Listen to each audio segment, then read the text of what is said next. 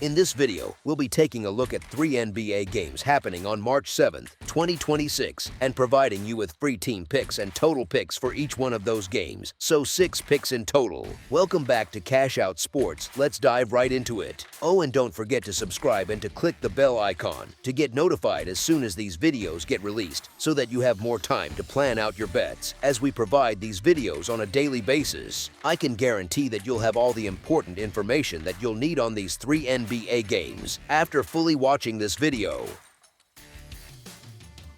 One more thing before we start. If you would like to gain access to our best exclusive sports picks to take your journey to the next level, then check out our Patreon in the link down below, where we offer our best single picks, parlay picks, and much more. Now let's get started. Orlando Magic versus Minnesota Timberwolves. Orlando heads into Minnesota for this matchup at the Target Center, and it feels like one of those spots where both teams can talk themselves into feeling pretty good about where they are right now.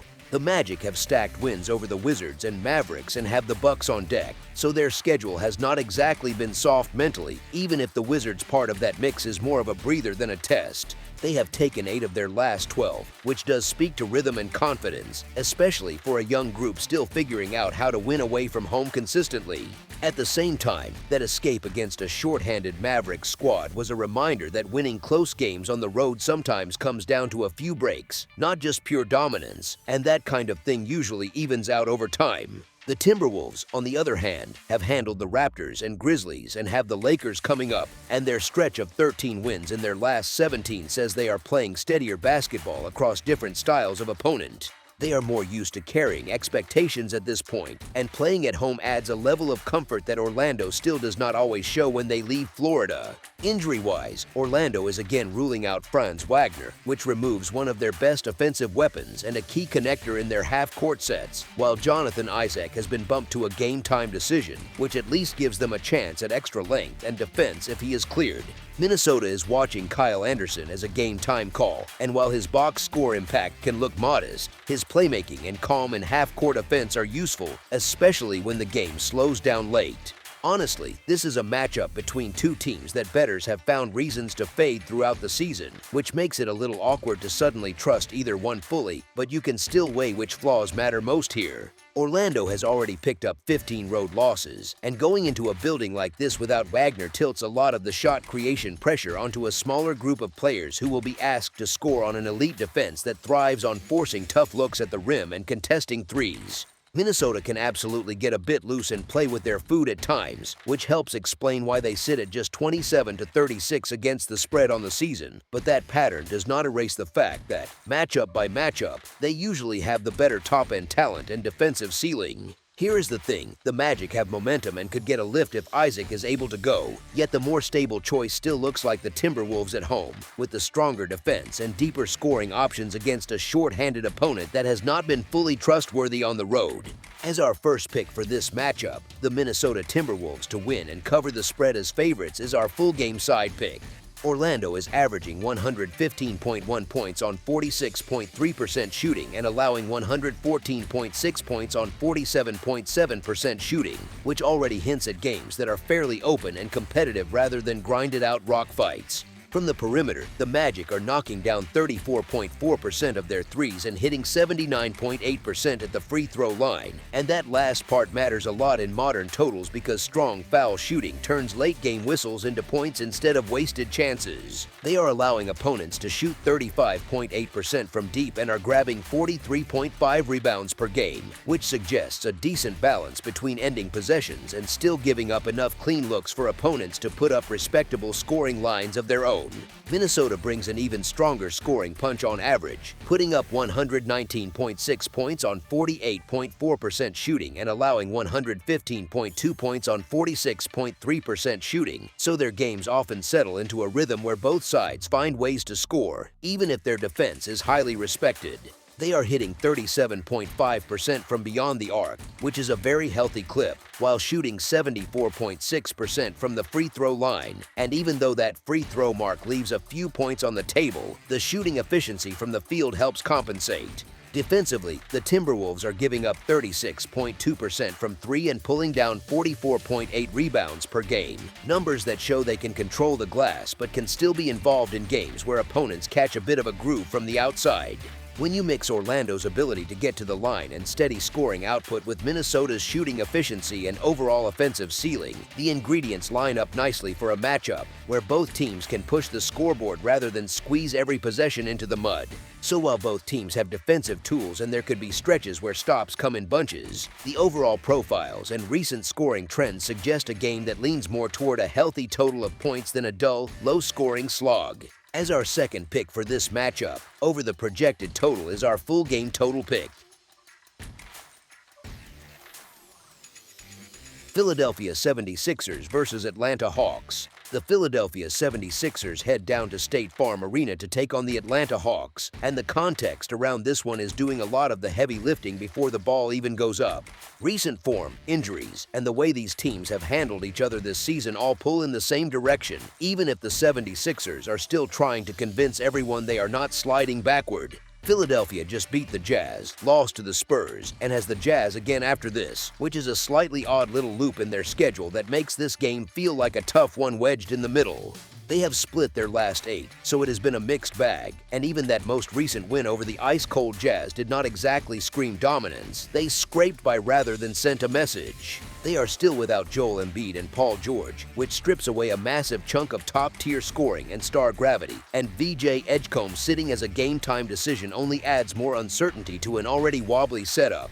Without Embiid and likely without Edgecombe, everything funnels heavily toward Tyrese Maxey as the one truly reliable scorer, and that is a lot to ask on the road against a team that has repeatedly shown it knows how to attack this matchup. These teams have already played 3 times this season, and the Hawks have taken all 3 by an average margin of 7 points, which is not a fluke sample at this stage. It is a pattern. Philadelphia has covered only 3 times in their last 10 games and sits at just 1-4 against the spread in the last 5 meetings with Atlanta, so recent betting results support the same story the eye test does. On the other side, the Hawks are in a very different place mentally and on the floor. They just beat the Trailblazers and then spoiled Giannis Antetokounmpo's return by handing the Bucks a loss, which became their 5th straight win, and there is a certain confidence that comes when you know you can handle both weaker teams and contenders in the same stretch. Atlanta is back over the 500 mark again, which matters for locker room belief as much as standings, and this is only the 2nd time all season they have strung together this many wins in a row. Jonathan Kuminga is technically a game-time decision with that knee issue, but by all indications it is a minor concern and he is expected to be ready, so there are no major red flags on their side of the injury report. During this winning streak, the offense has been humming. Atlanta is putting up 122.3 points per 100 possessions, which is elite territory and shows how well their spacing and shot creation are flowing right now. What probably makes their fans even happier is that the defense has finally come along with it. During this run, only the Knicks have a better defensive rating, so it is not just a hot shooting stretch, it is a more complete brand of basketball. It is hard to overstate how much of a mismatch this has looked like lately. Jalen Johnson has absolutely torched the 76ers in this matchup this season, averaging 28.3 points, 11.3 rebounds, and 8 assists per game. Philly simply has not shown an answer for him, and if Atlanta can make life tough on Maxey offensively while Johnson and company keep doing what they have been doing, the script starts to look pretty one-sided. The 76ers have had some strange results lately and now face the real possibility of being without Edgecombe on top of their existing absences, which only tightens the screws. A while back it was clear that the Hawks were starting to look like a team that was figuring things out, and that has aged well. CJ and Kuminga have injected real energy into the rotation, and the whole group suddenly looks looser, more connected, and frankly like they are enjoying basketball again. The numbers between these teams are not friendly to Philadelphia either. The Hawks have won 8 of the last 10 head-to-head, and the 76ers have not beaten Atlanta since December 2023, so any case for Philly here has to fight against trend after trend. Honestly, with the injuries, the shaky recent performances, and the way this matchup has gone, it is really tough to back the 76ers with any confidence in this spot. As our first pick for this matchup, the Atlanta Hawks to win and cover the spread as favorites is our full game side pick. Philadelphia is averaging 116.6 points on 46% shooting and allowing 115.9 points on 47% shooting, so their games already tend to live in a range where both teams can get comfortable offensively. They are hitting 35.6% from beyond the arc and 81.4% at the free throw line. That combination of decent three-point accuracy and strong foul shooting adds a quiet boost to totals, especially in tight fourth quarters where whistles pile up. Defensively, they are allowing 35.5% shooting from deep and grabbing 43.4 rebounds per game, which suggests they are good enough on the glass to keep second chance points from getting ridiculous, but not so suffocating that they drag scores into consistently low ranges. Atlanta brings a very similar but slightly more aggressive scoring outlook, averaging 117.4 points on 46.9% shooting and allowing 117.3 points on 47.1% shooting, so there is very little in their numbers that screams slow, low-scoring basketball. They are shooting 36.8% from three, which is a healthy mark and helps stretch defenses out, while sitting at 77.6% on free throws. Not perfect, but stable enough that trips to the line usually turn into points rather than missed opportunities. On the defensive end, the Hawks are allowing 35.6% from beyond the arc and pulling in 43.3 rebounds per game, which fits that pattern of games where both teams can find shots that work and the pace does not freeze out scoring. Even though their recent defensive rating during the win streak has been strong, the overall season numbers still paint a picture of a team that trades buckets often, especially when their offense is as aggressive and efficient as it has been at 122.3 points per 100 possessions in that stretch. Put together, you are looking at two teams that are both capable of getting into the mid-100 teens on an average night, with perimeter shooting that is solid on both sides and free throw numbers that keep late-game scoring alive instead of shutting it down. The 76ers can still put points on the board even when short-handed, and the Hawks have shown repeatedly that their offense travels across different types of opponents, so a game with steady scoring from both sides makes sense here. So while there may be brief stretches where defenses tighten and a few empty trips stack up, the broader statistical profile and recent form suggest more of a high-scoring flow than a slow grind, with enough shooting and pace on both ends to make a strong case for a healthy total of points. As our second pick for this matchup, over the projected total is our full game total pick. Brooklyn Nets versus Detroit Pistons. The Brooklyn Nets head into Little Caesars Arena to face the Detroit Pistons, and it has the feel of one of those late-season matchups where motivation and mentality matter more than names on paper.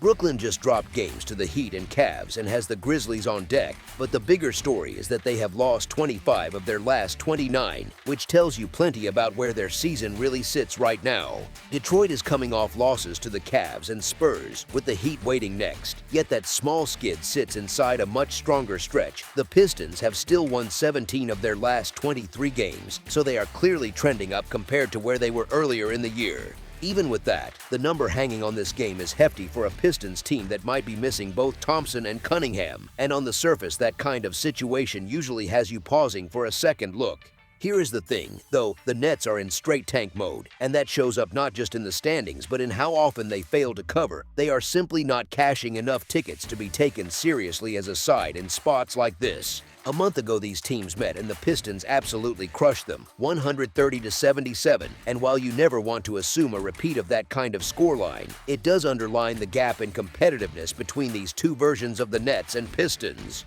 There is also the sense that Detroit knows this matchup is closer to a formality than a test, so there is a real chance they sit some players, or at least manage minutes more casually, because this shapes up as a game they feel they should handle without too much drama. On the flip side, the Nets are not a threat to any decent team the rest of the way if they keep playing at this level, and that reality makes it hard to build any genuine case that they suddenly turn into a live road dog here. Honestly, huge numbers are never comfortable when key rotation pieces might be out, and that little hesitation is fair, but it runs into an even harsher truth. The Nets just are not good right now, and that poor form has been consistent for a long stretch, not just a bad week.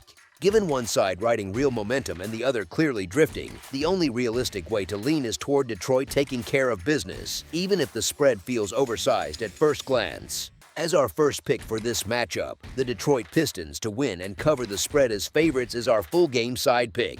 The Nets are averaging 107 points on 44.4% shooting and allowing 115 points on 49.3%, so their games often feature them stuck on the lower side of the scoreboard while opponents score efficiently without needing to push the pace too hard. They are hitting 34.1% from 3 and 77.2% at the free throw line, which is serviceable but not exactly explosive, and when you pair that with them allowing 37.4% from deep and grabbing only 40.4 rebounds per game, you see a team that gives up clean looks but does not always have the offensive firepower to turn things into a back-and-forth shootout. A lot of their nights end with them grinding to even reach their own average, especially if shots are not falling early, and that kind of offensive inconsistency tends to pull totals downward more often than not. On the other side, the Pistons are averaging 117.4 points on 7.9% shooting and allowing 109.5 points on 44% shooting, and while that field goal percentage note clearly does not match the scoring, the key idea is that they are outscoring what they give up on most nights. They are shooting 34.9% from 3 and 75.7% from the line, and they are allowing 34.9% from deep while hauling in 46 rebounds per game, which hints at a team that can control the glass, limit clean second chances, and keep opponents from completely lighting it up from outside. When you combine a struggling Brooklyn offense with a Detroit side that can both rebound and contest the arc reasonably well, it sets up a game script where one team is doing most of the scoring while the other is fighting to stay near its average. That gets even more interesting when you remember the spread is large, because if the Pistons jump out in front early again, there is a real chance the tempo slows, starters sit earlier, and both coaches are comfortable letting the clock become their friend instead of chasing extra points just for style. In that kind of scenario, you can easily get a lopsided result without the total climbing into the kind of territory you might expect from a pure track meet, especially if Brooklyn continues to struggle from the field and Detroit does not feel pressure to push the pace in the second half. So while there is always the chance of a random hot shooting night from either side, the overall profiles and the likely shape of this matchup lean more toward a controlled scoring environment than a wild shootout from start to finish. As our second pick for this matchup, under the projected total is our full game total pick. That's all for now, so if you have any other games you would like reviewed, then leave a comment down below with the game you would like analyzed, subscribe to our channel, leave a like on this video, and we'll get to it as soon as we possibly can. We would also love to hear your opinion on the picks presented to you in this video, whether you agree or disagree with them, so leave a comment down below and do let us know.